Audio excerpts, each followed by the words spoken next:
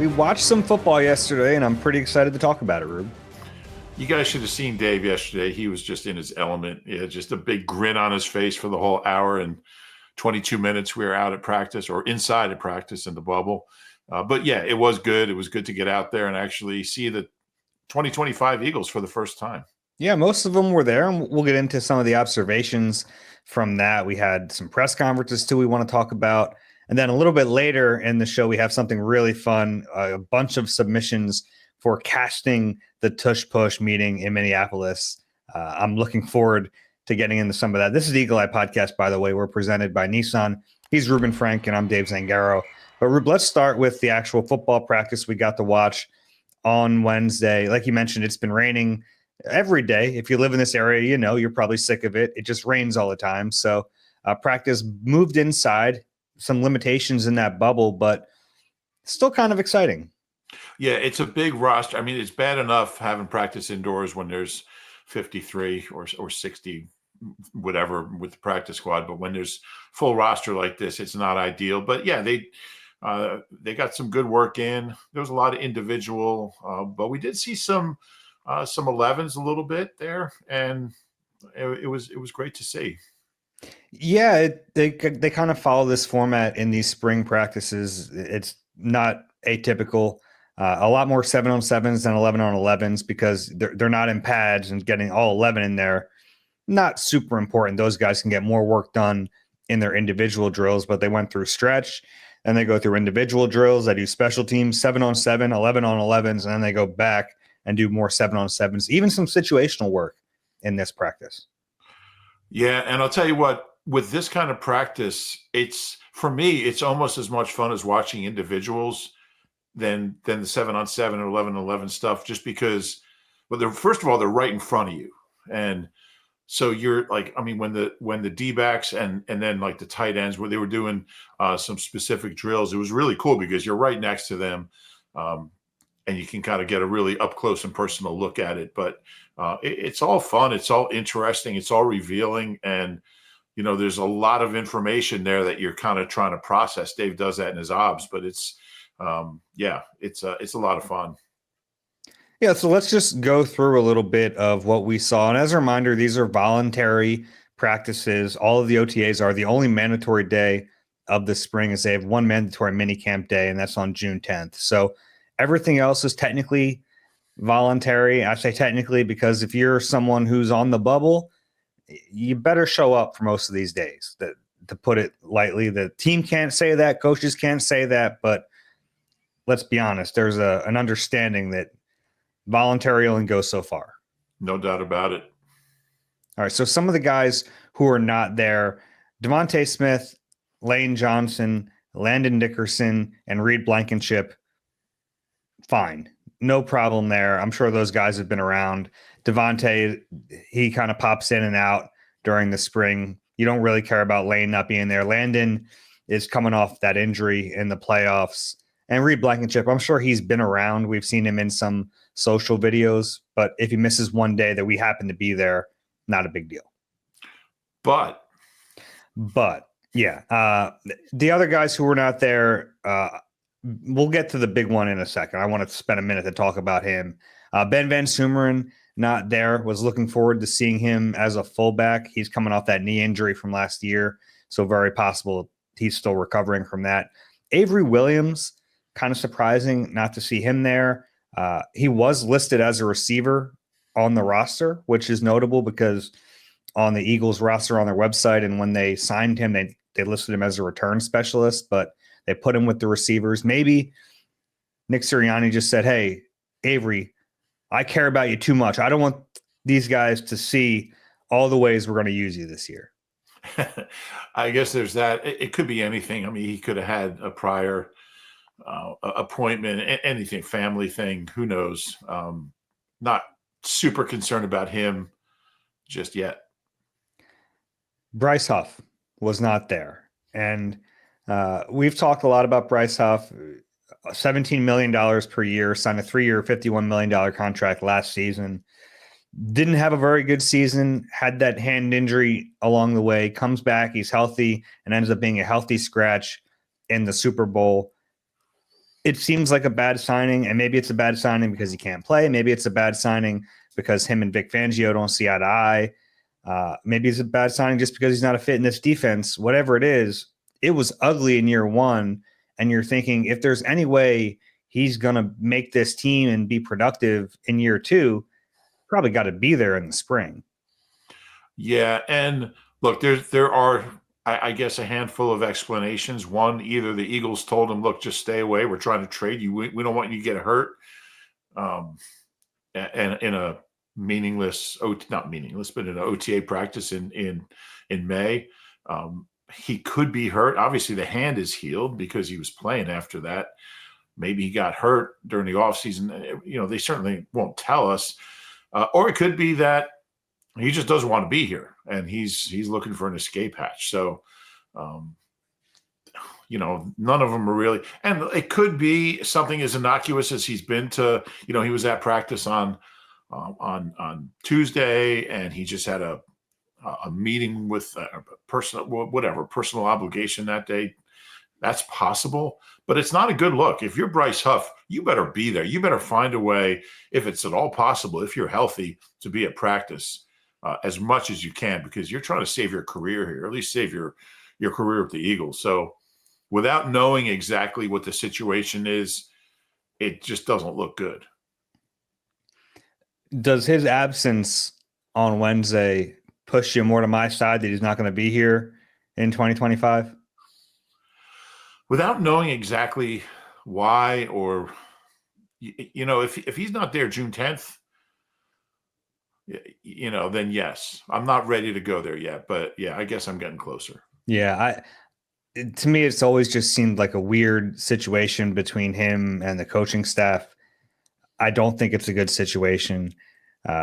Nothing could really happen before June 1st. It's a big day coming up. And the reason for that is basically the dead cap charges that you would take on if you cut him or if you trade him can basically be split into this year and next year. So you don't have to assume it all in the current season.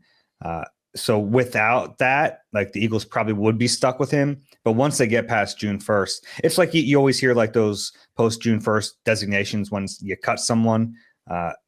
Same idea, right? But you don't have to designate this one. It's almost June 1st. So I would assume that they would try to trade him and get something back for him, whether it's a draft pick, maybe it's a free agent elsewhere who someone signed that they're not playing well, like a bad player for bad player type of swap that maybe a change of scenery could help. The contract's probably not going to help you trade him, but that's what I would try if I'm the Eagles first before you release him. Yeah, you're going to try. I'm not sure teams are lining up to try to trade for Bryce Huff, but I guess anything's possible when Howie's involved. He did. I mean, it's been one bad year. He's had a pretty productive career before that. He's been okay, but certainly teams are going to look at the most recent, and that contract is an issue. But like I always say, Howie found a way to trade Byron Maxwell and Kiko Alonso and that whole stretch there when he regained his GM power in 2016. So it's possible, but it's not a good look, whatever it is. Well, you say it's not a good look, but like we don't like it. It very well could be the Eagles saying, "Hey, we're trying to move you." Yeah. In which case, whatever it is, it doesn't augur well for his future in Philadelphia. I agree with that. Yeah, but that could be a good thing.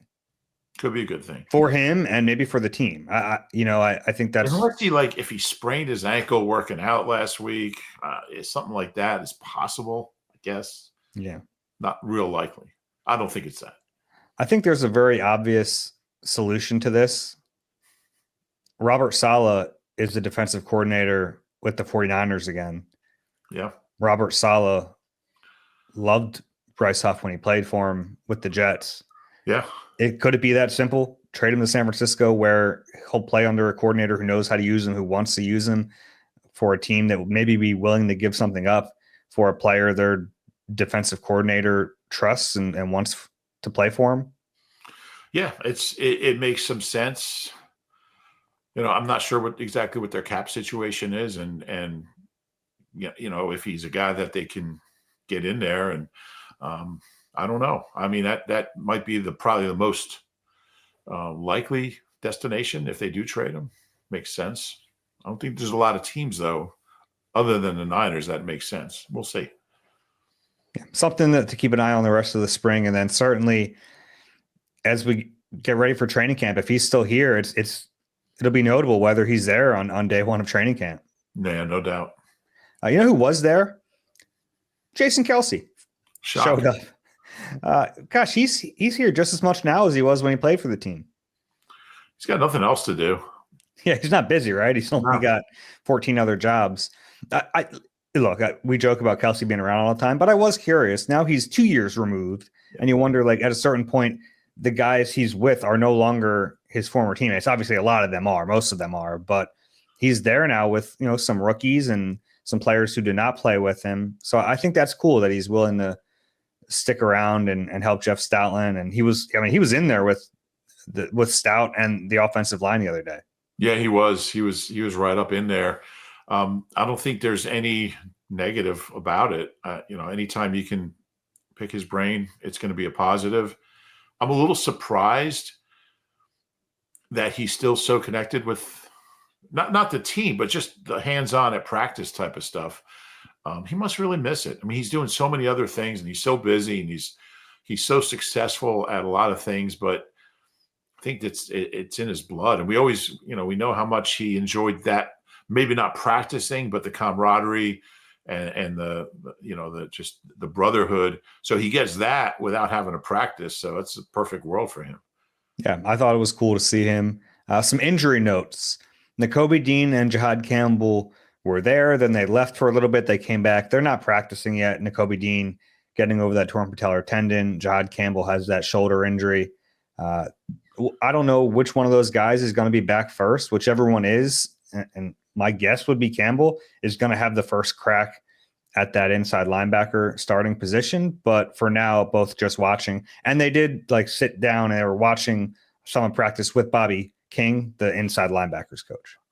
Yeah, I mean, it was just good to see Nakobe in uniform. Honestly, just to see him looking like a football player was really cool. We were waiting to go in, and he was walking from the bubble back to the NovaCare, I guess for treatment or whatever. But he was dressed out, and it was just great to see him out there. I don't know how far away he is. We don't know that, but he must just be so happy just to be out there watching, just being a part of it. It's been so long. So we'll see. I don't think anyone really expected him or Jihad Campbell for that matter to practice in the spring. So once it gets to training camp, then we'll really keep an eye on it. Same with Cam Jurgens, who was out there as a spectator. He had that back surgery, obviously played through the playoffs with the back injury, had surgery after the season. So no rush there. You don't force him into action in the spring. Again, training camp will be the telling thing for him. Yeah, which isn't that far off. I mean, we're just about 2 months, less than 2 months from training camp now. So from what we expect, like a week left in July, they'll start up. So he's a guy you don't worry about. Guys like Nakobe and Jihad Campbell need the work. You want them to get back as soon as possible. Cam Jurgens, he'll be there. He'll be fine. And then Nolan Smith did not do team drills, but did some individual. He tore his triceps in the Super Bowl, obviously. Mini BG the whole way through, tears his triceps. He had a big brace on his left arm, but looked solid going through individuals, and that's encouraging. I was surprised to see him out there. I'm not sure about you, but I didn't think we'd see Nolan Smith doing anything. The fact that it's a non-weight bearing allows him to be out there and run around with that brace. Obviously, if it's a knee or ankle, you can't do that. But yeah, it was good to see him out there. Had a lot of enthusiasm. He had a lot of energy, and he brings a lot to the table from that standpoint of practice. So that was definitely a positive.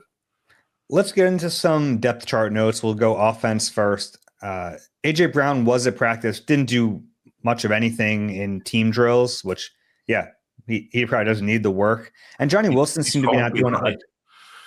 What was that? I say he's falling behind. Johnny Wilson didn't seem to do a ton either. Maybe he's got a little injury. So it was a lot of Jahan Dotson, Terrace Marshall, and Anais Smith with the first team. Yeah. Yeah, it was a good opportunity for Anias to get out there and show what he can do. Terrace Marshall made some catches too. He looked okay. Ugliest number in the world, that 46, but he made some plays. Yeah, of course, that's what your takeaway is. I thought he looked pretty good. I thought it was a good start for him. Yeah, I agree with that. Then again, he's a veteran. This is not his first time going through this. The offensive line, without Lane Johnson, without Cam Jurgens, without Landon Dickerson, this is what it was from left to right. Jordan Mailata, Matt Pryor, Brett Toth, Tyler Steen, and Darian Kennard. Yeah, and I guess with Matt Pryor at left guard, you can't safely say Tyler Steen is going to be the right guard, at least starting out, but he's ahead of Kenyon Green, obviously.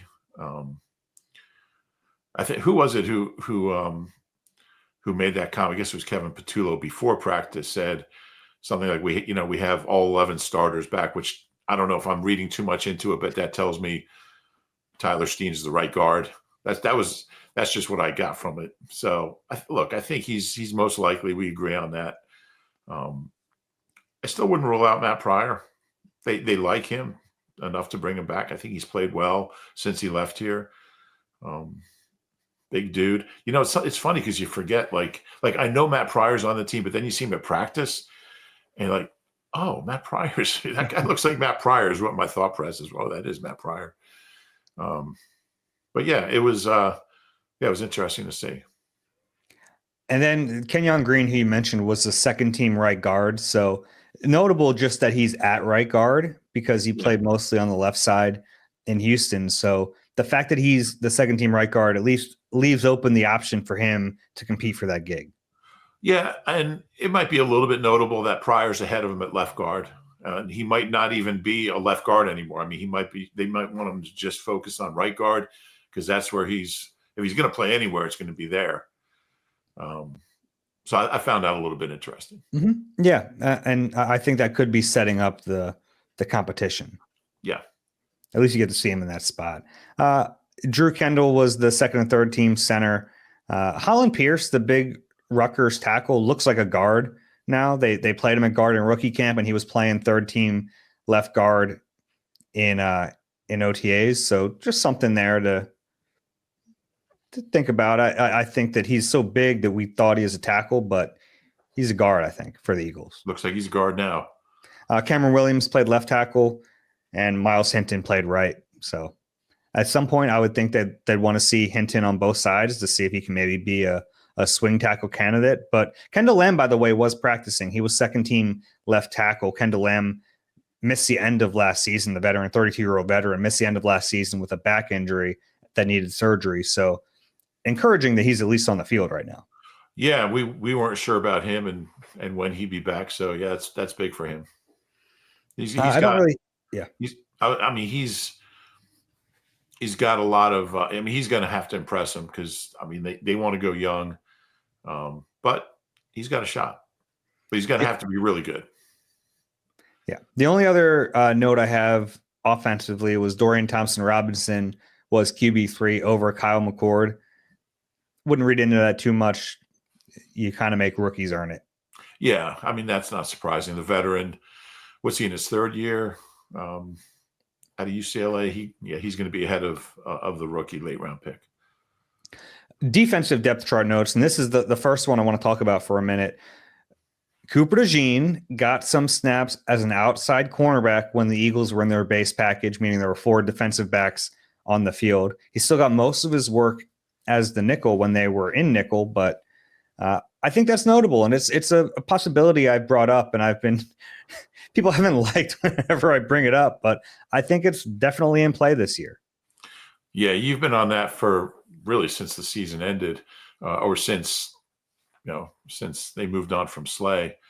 Yeah, it makes sense. You want him on the field all the time, and there's not going to be a ton of snaps where if they go this way where he'd be at outside corner, but you don't want to take him off the field. So for those however many snaps teams are going 2 wides, put him at outside corner. He can handle it. Yeah, and I think you already your story. We talked to him after practice. I think your story's already up, right? On Cooper. So check that out. Some more details on that. Yeah, he talked a little bit about just the different challenges of playing those positions. And I actually asked him specifically, the challenges of playing them, not just in general, but playing them on back-to-back snaps, because I think there is something more involved when you're playing, you're in first down, you're outside, and then second and third down, you're sliding inside. I think there's something difficult about that. He talked about the mindset that it takes to play those two independent positions. And look, as long as he can handle it, it makes sense. If his play starts to suffer in the slot because of it, then I think you pull it off his plate. Yeah, which I wouldn't expect. I think we've seen that he can handle a lot, and I'd be surprised if it's any sort of issue for him. Now, that's not saying we don't know that's the direction they're going to go. I think part of that depends on how how Adoree Jackson and Kelee Ringo look, how they practice over the next couple months, but or the next 3 months. But you have in your back pocket, and I think he'd be fine at it.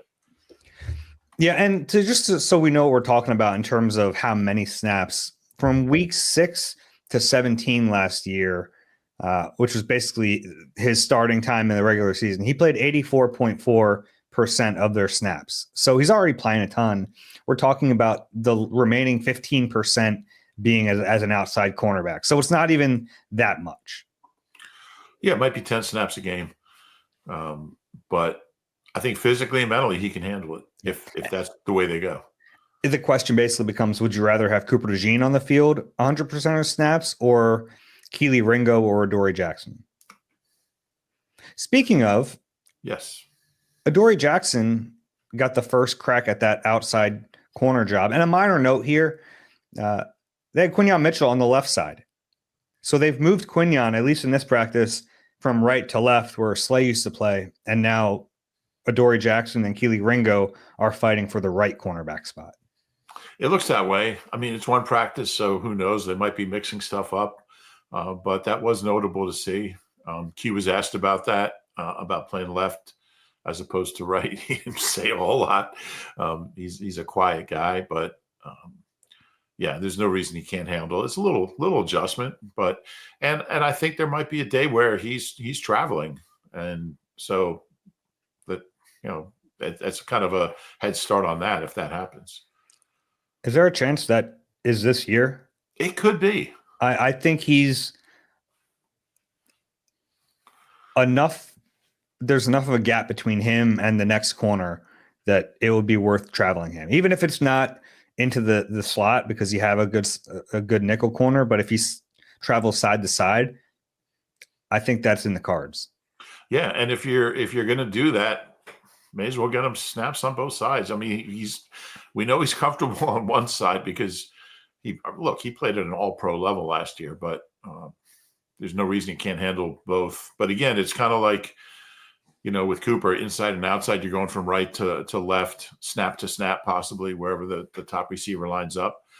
There's no reason he can't handle it. Look, what these guys did as rookies tells me you can ask a lot of them and they'll be fine because they were both young rookies last year, and they both had incredible years playing for a Super Bowl champ and the number one defense and the number one pass defense.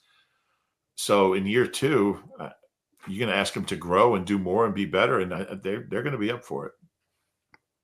Adoree Jackson on Wednesday was the top guy. Any surprise there? And now it is worth noting we were not there for the first day of OTAs, so we don't know if he was the starting corner on day 1. He was on day 2, but they also rotated between him and Kelee. Yeah, and that's the problem with just being at one practice is you don't see trends. You don't see. My guess would be that Kelee got the first crack at him on Tuesday, but I don't know that. We didn't talk to Kelee. We didn't talk to Adoree, so I don't know. We'll know more on the 10th, unless it's Adoree's turn again. But I think they're pretty even, and you have the experience versus the youth, and they both have something to offer. So it's going to be an interesting battle. I mean, it's not going to. I think we'll know when training camp ends, but I don't think we'll know before then. I know you're not in the jersey number analytics, but this You is don't like 7. no, I'm not going to say I don't like it. It's throwing me off because Adoree Jackson is now wearing 8. So you're like, whoa, who's that? Oh yeah, Adoree. Because you're like, did CJ Gardner-Johnson shrink? Like, no, that's Adoree Jackson. And then you're like, did Keely Ringo shrink? No, that's Mac McWilliams. Yes. It takes a while. How long does it take you to get it like adjusted to when these guys switch numbers? I mean, I still think 41 is Keith Byers. Okay. I see 80. I still see Chris Carter. 25 still Anthony Toney. So, I mean, how long? We're talking decades. Okay. Yeah. So I don't like your chances of remembering Keely's in 7 this year. That's still Bobby Hoying to me. We mentioned I'm actually serious. It's pathetic. We mentioned, I think, Jeremiah Trotter Jr. was up at linebacker next to Zach Bond. If we didn't mention that, it's because Jahad Campbell and Nakobe Dean are both injured, but a lot of snaps coming this spring for Trot. Yeah, and that's really good for him. I don't know what's going to take to get him on the field on defense. Probably a lot of injuries, but it doesn't mean they don't like him. And we know what he can do on special teams. So these are good. These are important snaps for him, important reps for him. And, we don't know Nakobe's future. So, it's good to get him as much work as he can get him. It was a bad day for Reed Blankenship to not be there because it didn't give us any kind of glimpse on the safety competition because they came out and the 2 safeties on the field were Sidney Brown and Andrew Makuba. So no real inklings there. They did bring Makuba off the field. Tristan McCullum got some snaps. Lewis Seen got out there a little bit. Even Andre Sam ended up on the field. Yeah, they were all out there. Lewis Seen did he look like he didn't look super fluid to me. I don't know. Didn't look great. He's an experienced guy. But yeah, they have numbers there. They have some interesting guys, some intriguing candidates. But yeah, you would have liked to seen Reed out there so you could figure out who number 2 was. But again, we're going to have to wait. Yep. I don't have a ton of notes for the defensive line because, the D line doesn't really matter that much right now. They had Jalyx out there with Azeez Ojulari, like we mentioned, Nolan Smith not doing teamwork. And Jalen Carter wasn't doing teamwork. I think that's probably just because we're like, we don't want to wreck this spring practice right now. So Jalen, why don't you hang out on the side for a little bit? Yeah, considering who was on the O-line, that's probably smart. Yeah. Just a few notes. Without A.J. Brown and Devontae Smith, the passing game looked a little horizontal in this practice. Jalen was sharp, but he didn't have to throw the ball down the field very much, or he didn't throw the ball down the field very much. Tanner did. Yeah. Tanner had a few nice throws working with it. It's our first chance to see Tanner McKee as the second string quarterback. He had some deep passes. One was Danny Gray kind of beat Keely Ringo on a double move. That was a pretty pass. And then he hit Darius Cooper, the undrafted rookie out of Tarleton State, down the left sideline. Just a perfect 30-yard deep route. Yeah, right on the sideline. It was a nice throw. I mean, he's really good. I mean, I know it's only one OTA, but I mean, he just is accurate and he's got a cannon. It's fun watching him throw the football. We know what Jalen can do, but just seeing Tanner in this role, I mean, you feel really comfortable with him at number 2. Yeah. All right, let's take a quick break, and then I want to finish observations and a big note on Dallas Goedert being back on the other side. You deserve a car that thrills you, a car that puts goosebumps on your goosebumps. At Nissan, we've got everything from turbocharged SUVs to 100% electric vehicles that'll make your heart beat faster. Experience the thrill for yourself and shop your local Nissan store and NissanUSA.com today. All right, we're back on the Eagle Eye Podcast presented by Nissan, going through the first OTA practice we got to watch this spring. Andre Sam, I thought, had the defensive play of the day. An out route to Grant Calcaterra. He jumped it and got a big pass breakup. Yeah, and the sideline kind of went nuts, which was kind of cool. I'm not sure you see that a whole lot in OTAs, but yeah, that was a big play, and it was cool to see the defense, this new defense that's kind of learning each other and getting to know each other, and starting the process of becoming unit, they erupted, and that was a cool one. Andre Sam is a player who has a shot to make the roster. He's, Lewis Cine is the guy everyone is going to want to talk about because he's a former first round pick. And then Tristan McCollum has been here. He offers some special teams, but Andre Sam has a chance to be that last safety on the roster. Yeah, and he's got that luxury of he was here last year, had to share a locker, but just an inside joke. Sorry, but yeah, he's seems like a really bright guy just from talking to him, and yeah, I think he's got a good a shot as anybody out of that next group. Yeah, it's probably McCollum ahead of him right now, but yeah, and I mean, I'm not the world's biggest Tristan McCollum fan. You're a Zion McCollum guy? Yeah, exactly. But I mean, maybe it's just that I've seen him more than I've seen Andre Sam. So, but yeah, I want to see more of Andre Sam.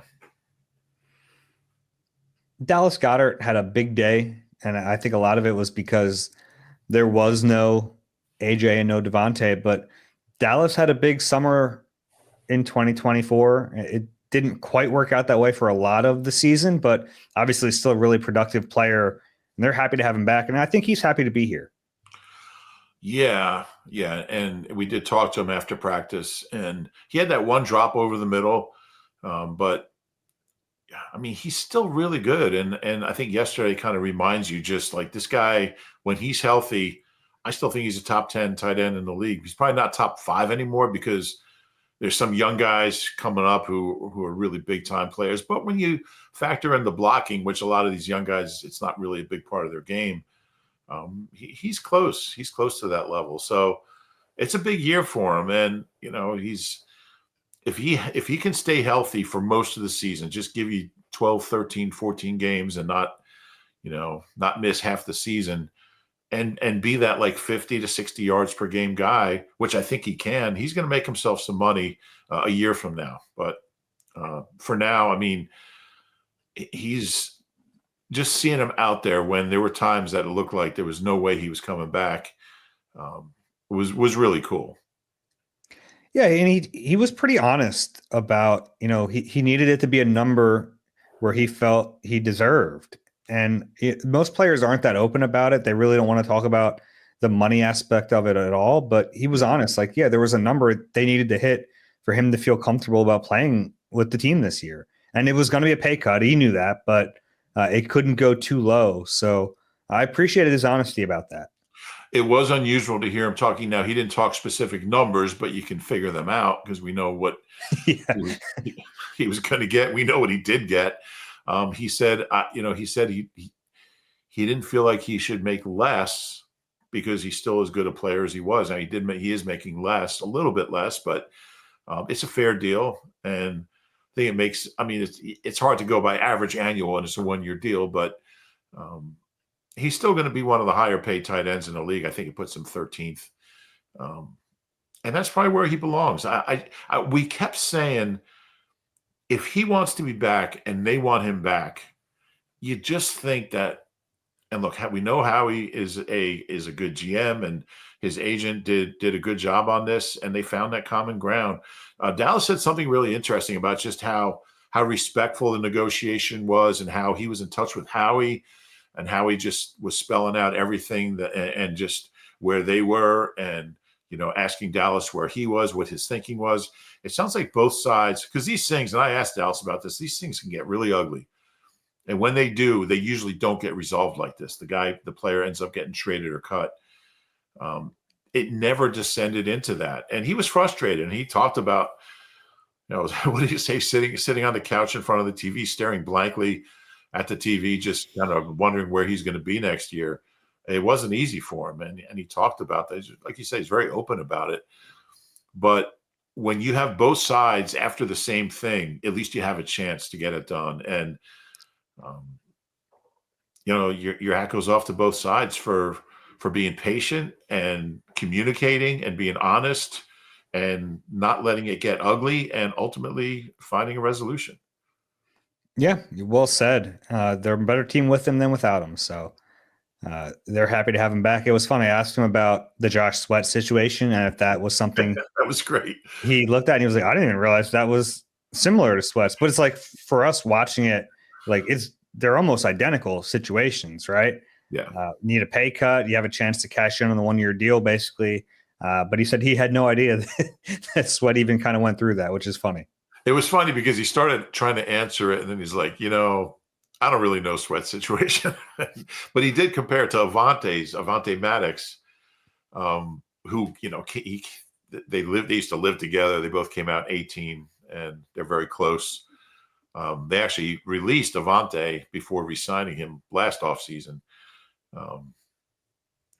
But yeah, and he was asked about the future, and he's like, look, I'm just happy to be here now, but most likely this is his last year, whatever happens. Like if he doesn't play well, they're not going to re-sign him. And if he plays really well, he'll probably price himself out of being here. So enjoy him while you can.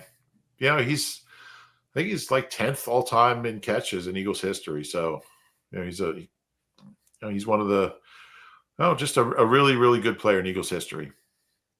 Yeah, there was a really funny moment too during practice where him and Tristan McCollum, they like kind of collided in midfield, and they were both okay. They got up and shook hands very gentlemanly and walked away.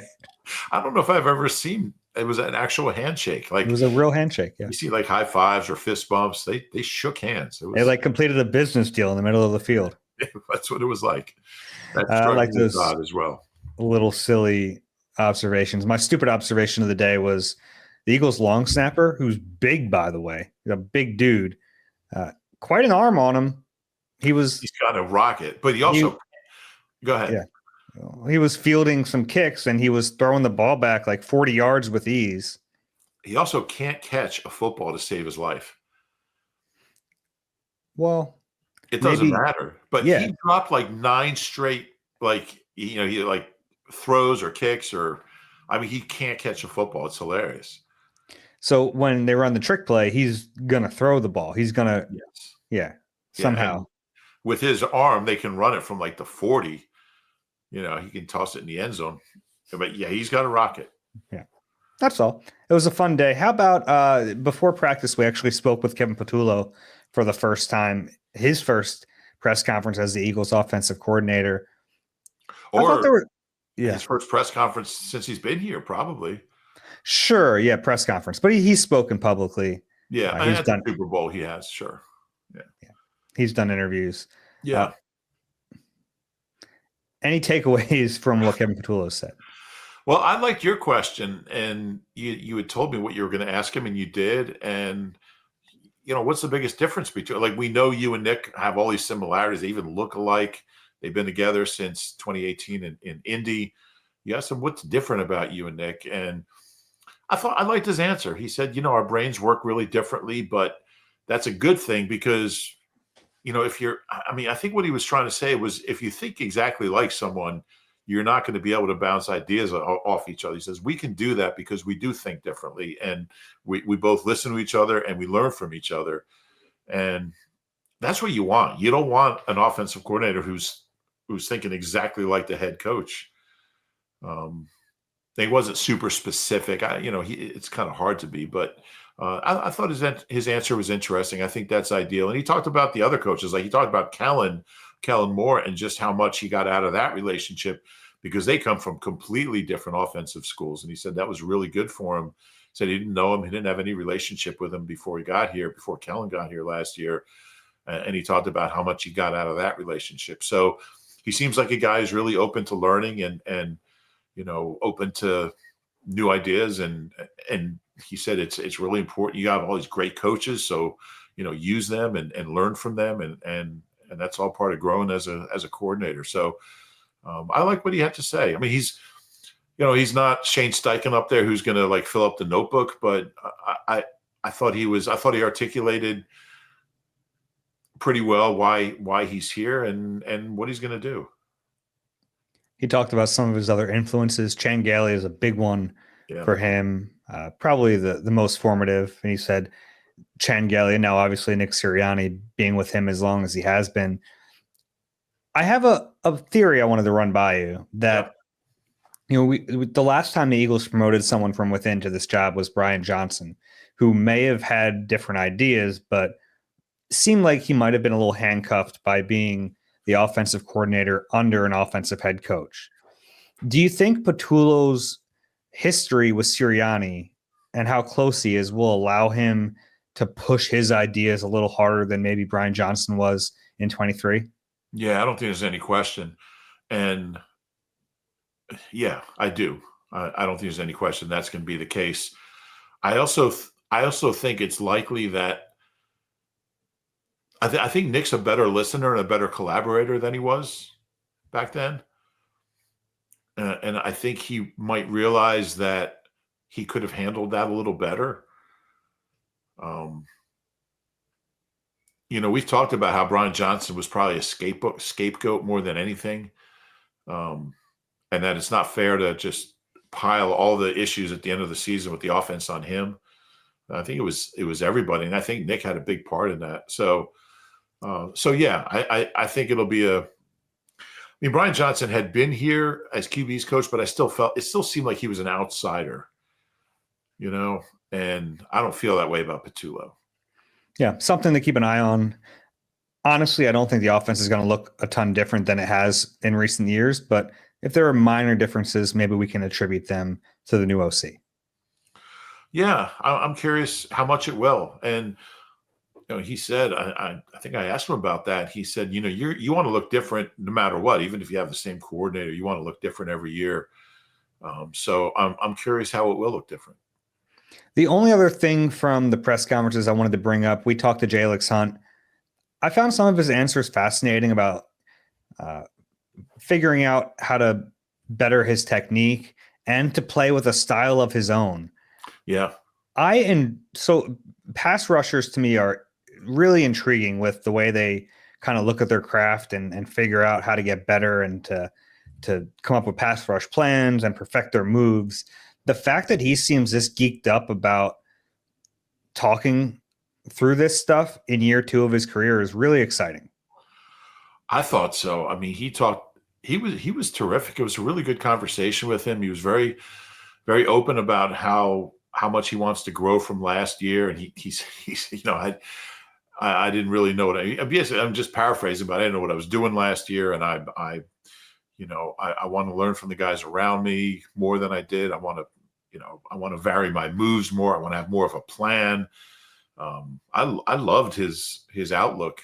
And yeah, I mean, he by the end of the year, he was pretty good, but he wants to improve a great deal from where he was at the end of last year. And that's encouraging. His ceiling, someone asked me a question about his ceiling the other day. I mean, it's really high. Yeah. And I don't know what it would take for him to reach it, but I think his ceiling is like at least double digits, Pro Bowl. I know that's a lot to say about a guy who had a sack and a half as a rookie and it was a 3rd round pick, but or 3 sacks if you include the postseason. Sure. Yeah. But I mean, I really do think you look at his athleticism and how much he grew in that 1 year. Yeah, I think he has a chance to be a really good player. Yeah, I do too. And, the one thing I didn't know was just how serious minded he is. Like we talked to him last year and, he said all the right things, but I thought his conversation yesterday showed a real maturity, a real kind of, and I don't know how much comes from the veterans he was around. He talked about Sweat. He talked about Bryce Huff. He talked about BG and being around those guys. And then Josh Uche and Azeez Ojulari talked about just learning from all the pass rushers he's been around. But I just wonder how much Jeremiah Washburn has helped him kind of guide him and understand how much potential there is. Because I thought talking to him on Wednesday was the first time I really sensed that he really wants to be great. Like he really wants to be a star in this league. And, he seems to have a plan how to get there. You know what's funny? I think back to the series I did with him in training camp last year, and I could tell that he wanted to put the work in. I just don't think he knew exactly how to do it yet, if that makes sense. I don't think he knew how to break down tape the way he does now. I don't think he knew how to study an offensive tackle the way he was by the end of the season. So I think it's just that experience of being in it and learning more has kind of honed the way he goes about it. Because I think the effort was always there, but now you actually know you're pulling in the right direction.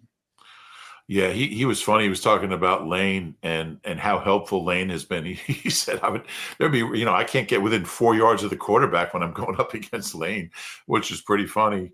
But he said, after those reps where Lane would kick his butt, Lane would pull him aside and say, look, try this move, do this, and you'll challenge me more. And man, you love hearing that stuff. Yeah. The only other note I had from the player press conferences is Quinyon Mitchell confirmed that he did have a good time at the Super Bowl parade. Yeah, file that under things that did not need to be confirmed.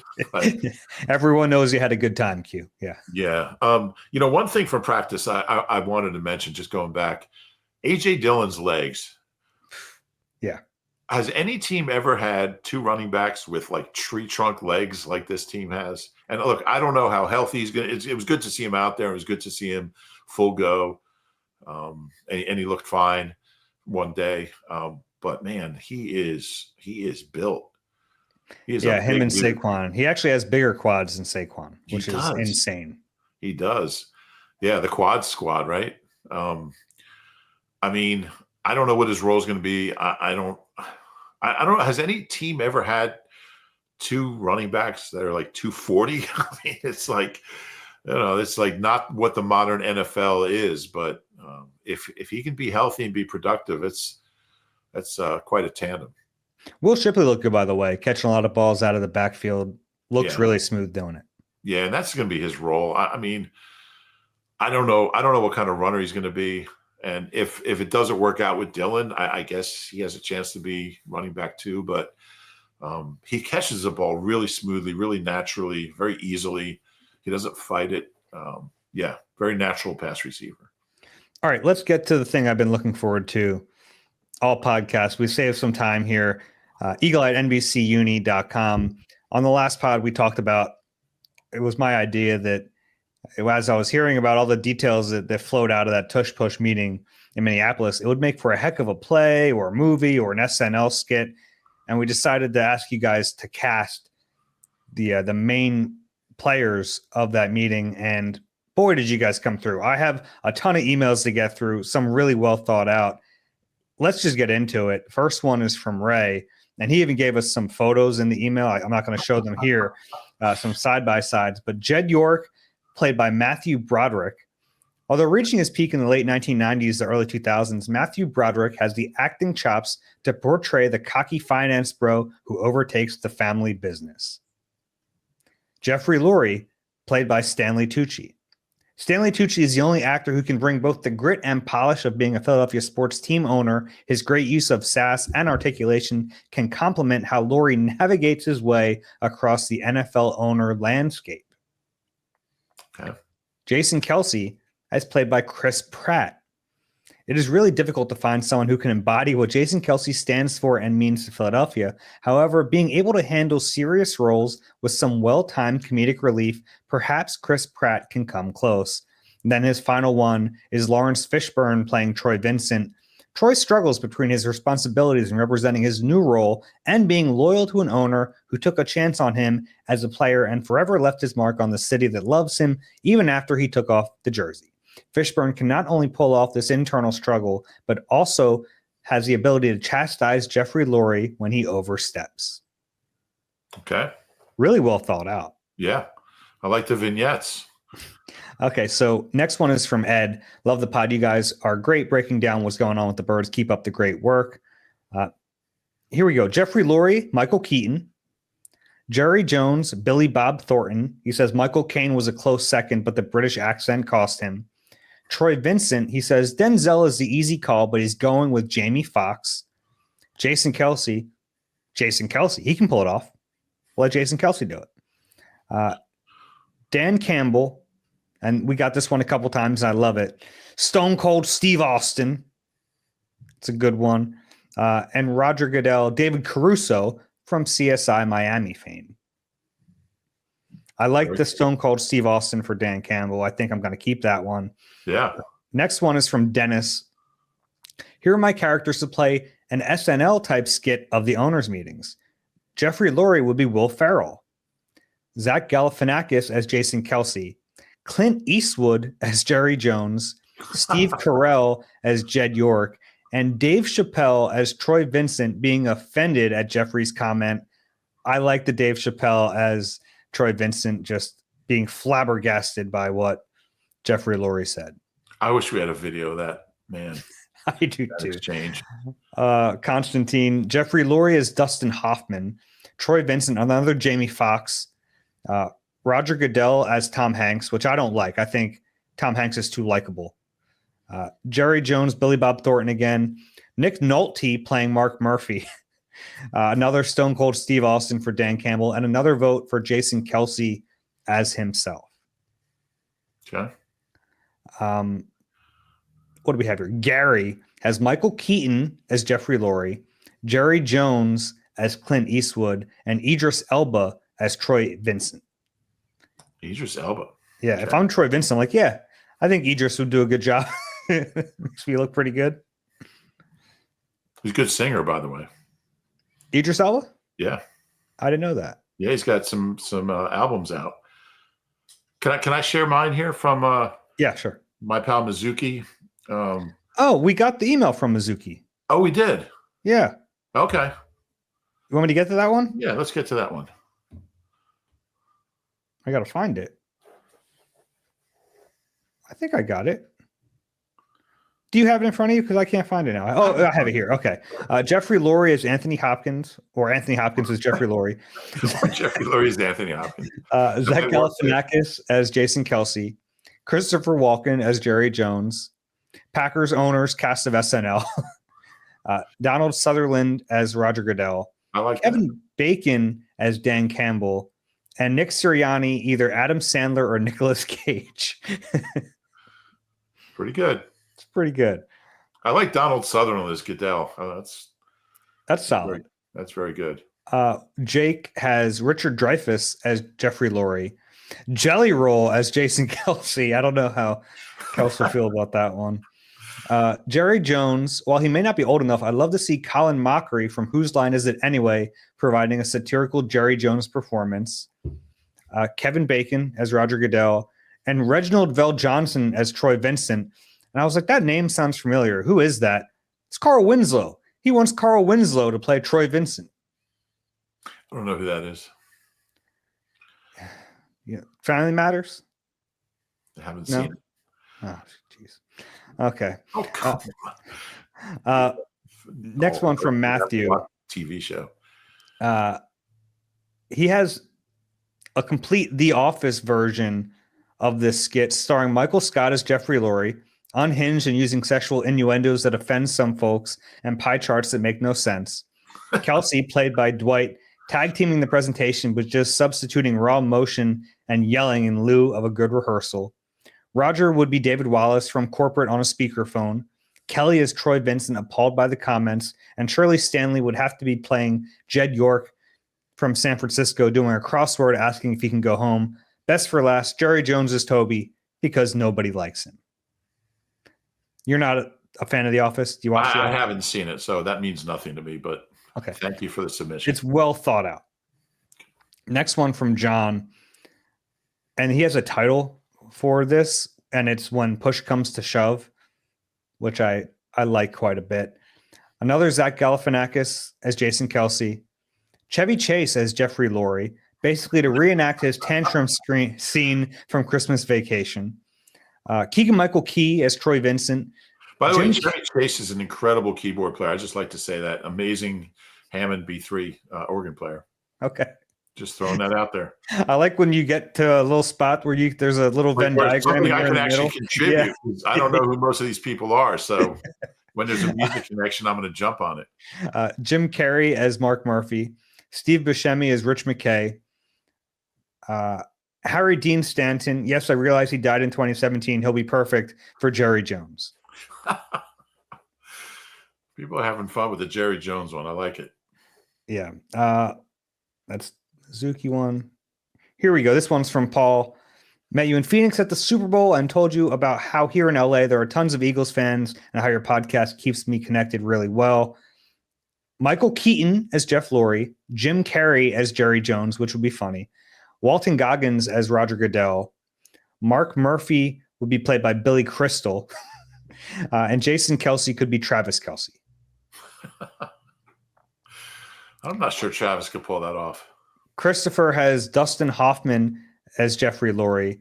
Kelsey, a young John Goodman.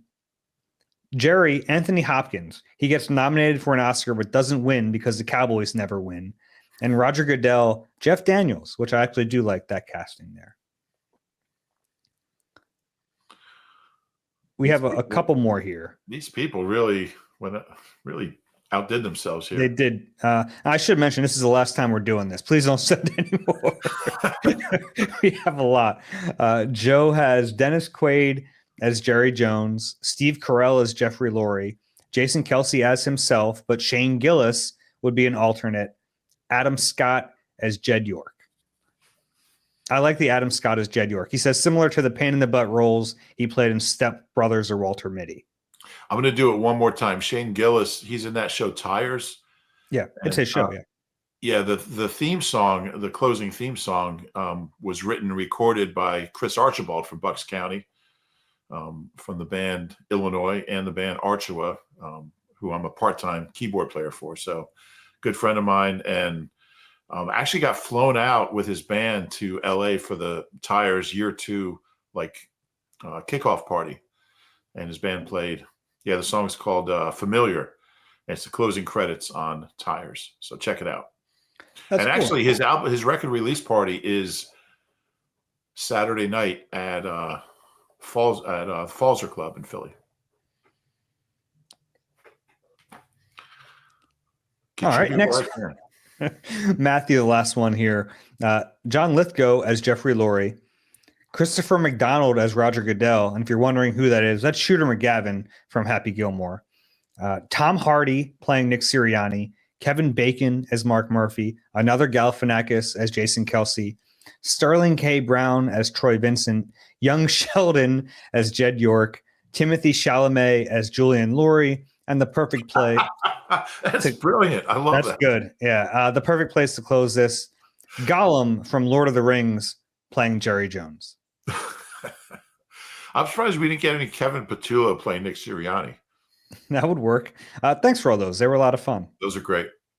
Maybe one day we'll get this in production, Rube. I think it's got a shot. Might not be able to get some of these actors on board, but I like it. Thanks for all those. We'll get back to regular questions on a future pod. Rube, any final words before we wrap this one up? No, that was great. No, we'll see you at mandatory camp. Yeah, sounds good. If you like the Eagle Eye podcast and you enjoy what we do, please rate and subscribe wherever you get the pod. If you're watching on YouTube, please click the like button and subscribe there as well. For Reuben Frank, I'm Dave Zangaro. This has been Eagle Eye, presented by Nissan. We'll talk to you soon.